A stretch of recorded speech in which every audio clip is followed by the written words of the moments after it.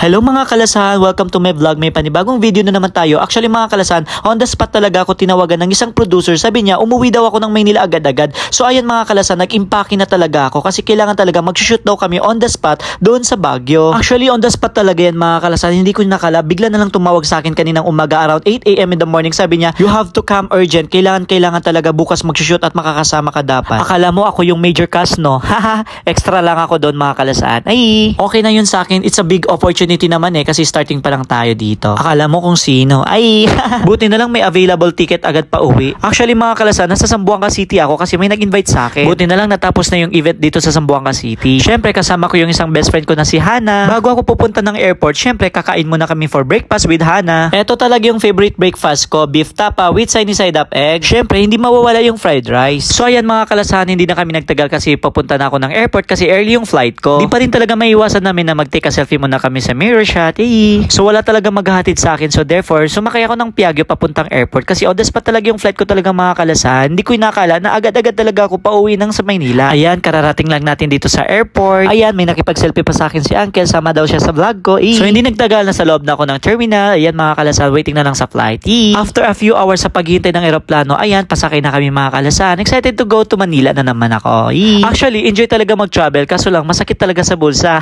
Buti na lang free yung ticket ko. Kung may pera at savings ka naman, why not, diba? Wag mo naman ipagdamot yung sarili mo. I-enjoy mo yung pinaghirapan mo. Minsan lang tayo dito sa mundo, kaya enjoy the life. Alam nyo, every time ako mag-flight, nasa window talaga ako, letter A. Kaya favorite ko talaga yung letter A kasi na-enjoy ko talaga yung view. Buti na lang yung pag-alis ko on the spot, walang bagyo. Nakakamiss din pala mag-vlog ganito ng mga papuntang Maynila, papuntang Zamboanga City. Kasi nagugulan talaga yung mga followers ko kung palagi ako sa Zamboanga, palagi ako sa Manila. Ano daw pinagkakabalan ko? Alams na.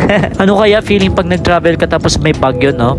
Buti lang hindi ko na-experience na magkaroon ng cancel flight. Kasi kung meron man, ewan ko. Maganda talaga yung view ng Zamboanga City. Yun lang, wala tayong mga buildings, condo, at lang mga ibang mga mall na malalaki. But soon, magkakaroon din tayo niyan. Ay, eto talaga yung rason kung bakit ako palagi nasa letter A. Kasi ang ganda ng view. Pakinggan nyo para ma-feel nyo naman. Ay,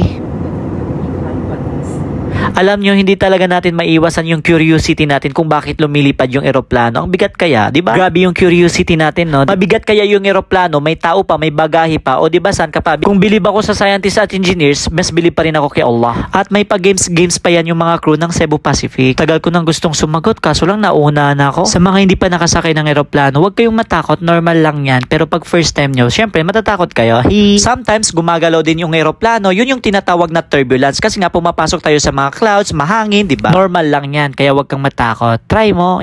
So ayan, dumating na tayo ng Maynila. Let's go! Grabe talaga yung laki ng Metro Manila kasi tabi-tabi yung mga cities nila dito. So yun lang talaga yung problema kasi magasto dito, lahat talaga binabayaran. Sabi nga nila, nasa Manila daw yung opportunity. Para sa akin, marami naman opportunity kahit nasa probinsya pa tayo. Kanya-kanyang diskarte lang yan.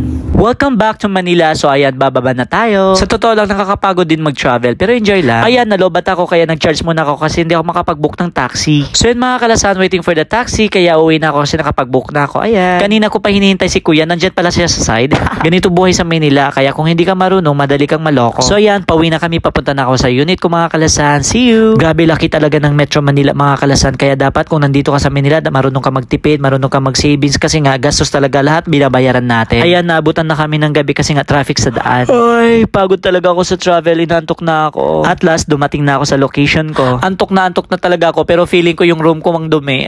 Kasi bago ako umalis ng Maynila, nagmamadali rin ako kaya hindi ko na naasikaso yung mga gamit ko. Pero goods lang, tulog agad ako pagdating. Halatang di pagod, no, diba? Enjoy lang.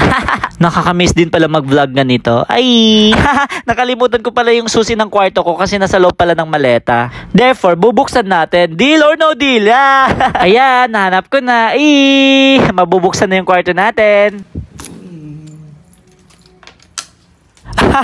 Never mind sa makalat, pasensya na talaga kasi nagmamadali rin ako umuwi ng Zamboanga City kaya hindi ako nakapaglinis. Goods naman, maamoy naman yung kwarto ko. Ayan, naka-on yung ref ko kasi nga short day lang ako sa Zamboanga City. Hindi ko na in-off para hindi masira. So ayan, fast forward, good morning mga kalasan. So pupunta ako doon kay Kuya Mamay. Actually, yung shoot namin na-cancel sa Baguio. So pupunta muna daw kami sa Senate of the Philippines. So ayan, magkasama na kami ni Kuya Mamay kasi pupunta na kami ng Senate of the Philippines kasi may asikasuin lang siya. So ayan, dumating na kami sa location sa Senate of the Philippines. Grabe Grabe, napaka-stricto pala pumasok dito. Swerte ko nga eh. Actually, hindi na ako nakapag-video sa loob ng Senate of the Philippines kasi nga napaka-stricto at saka maraming bawal. Ayan, so nandito na naman kami sa clinic para naman magpa-facial kami. Wow! Ayan, it's pamper time. Salamat Kuya Mamay sa libre. Ay, kailangan namin daw magpa-facial kasi mag-shoot daw kami next week. So after namin magpa-facial, nandito na naman kami sa Arabic food. Dinala ko ni Kuya. Sabi niya, titikman ko daw yung mga pagkain dito kasi masarap daw. So hanggang dito na lang mga kalasan. Abangan nyo sa next episode.